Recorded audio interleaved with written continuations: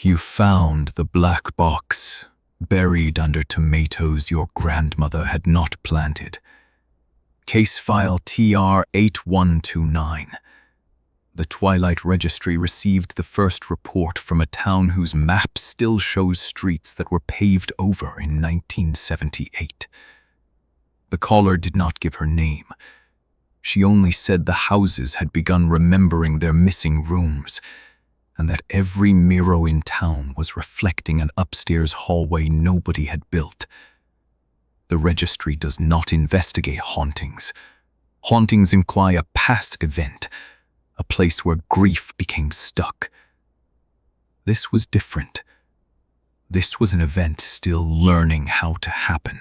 The town was Bellwether, population 914 when the census was printed, 912 when the first officer arrived, and 911 by the time he found the school photographs in the diner freezer. Witnesses agreed on one detail. The anomaly began with ordinary maintenance. A county crew opened a sinkhole at the end of Birch Lane. Instead of broken pipe or tree roots, they found wallpaper under the asphalt. Blue flowers, water-stained plaster, a child's height mark scratched beside a light switch. The walls continued down farther than their lamps could reach. By dusk, every home on Birch Lane had acquired a new interior door. No two doors matched. One appeared behind a refrigerator. One replaced a family portrait.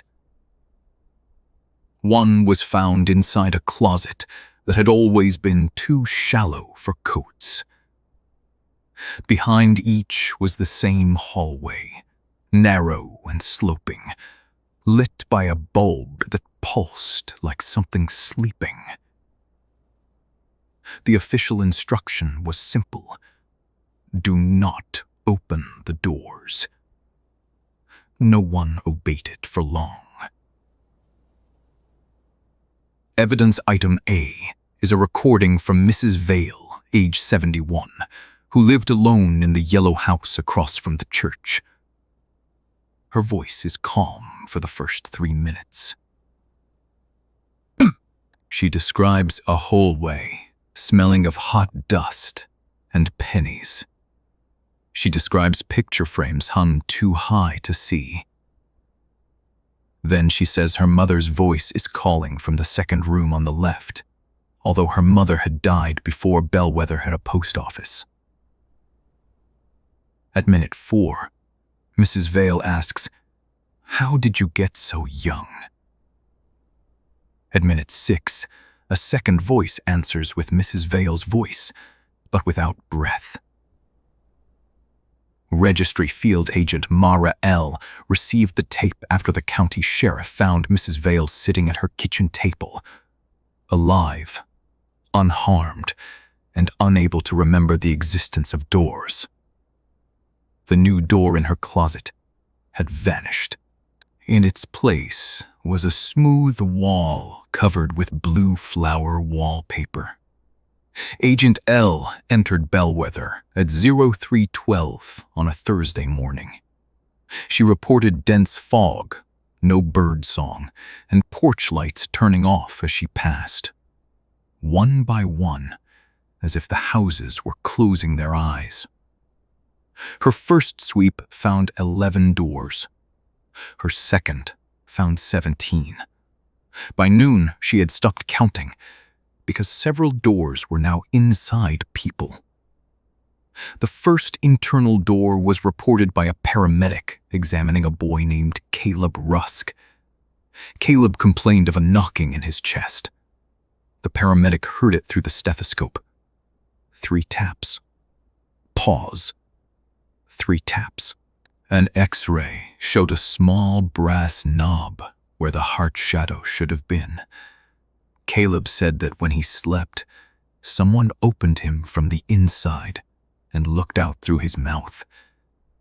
The registry quarantined the clinic. Caleb's mother broke quarantine after hearing her son laughing in a voice she had not heard since kindergarten. She opened the exam room. Caleb was gone. On the bed lay a folded hallway runner, still warm, patterned with blue flowers. At first you thought it belonged to an aircraft, though no plane had ever crashed near town. The recorder was warm. It clicked when you touched it. On the tape, your own voice described a flight over your childhood home, descending through cloud into a garden where an older version of you was digging. Each playback added 1 minute. Each minute brought the plane lower. Your grandmother begged you to bury it again, but she would not look at the sky, and every crow on the fence had a passenger manifest tied to its leg. The final recovered document is Agent L's field note, written on the back of a grocery receipt in red pencil. It reads, "If a house is a body from memory, then Bellwether is being worn by something that outgrew its first skin." At 1944, all new doors in town opened at once. Residents described no monster, no figure, no face. They described perspective. They said the town suddenly felt like a dollhouse being held near an enormous eye. Rooms leaned toward that attention. Floors softened. Old arguments repeated from vents. Lost teeth rained from attic stairs. A woman saw every birthday cake she had ever had stacked in her bathtub. Candles lit underwater. Agent L ordered evacuation. The highway did not cooperate. Cars leaving Bellwether passed the same mailbox every 12 minutes. The name on the mailbox changed each time. By the 5th pass, drivers recognized their own childhood handwriting on the side. At 21:03, the church bell rang from beneath the ground. At 21:04, the town disappeared from satellite imaging. At 21:06, Bellwether called 911. The dispatcher asked for the emergency. 911 voices answered together. There is someone at the door. The registry sealed the county road with concrete barriers and false construction notices. Aerial maps now show a reservoir where Bellwether stood. No reservoir exists. Local fishermen avoid it anyway. They say that on foggy mornings, a door floats upright in the water, and if you listen at the keyhole, you can hear a town pretending not to breathe. Unresolved final note. Last winter, a blue flower wallpaper sample appeared in the registry evidence locker. No courier logged it. No agent admitted placing it there. On the back, in pencil, were 12 height marks.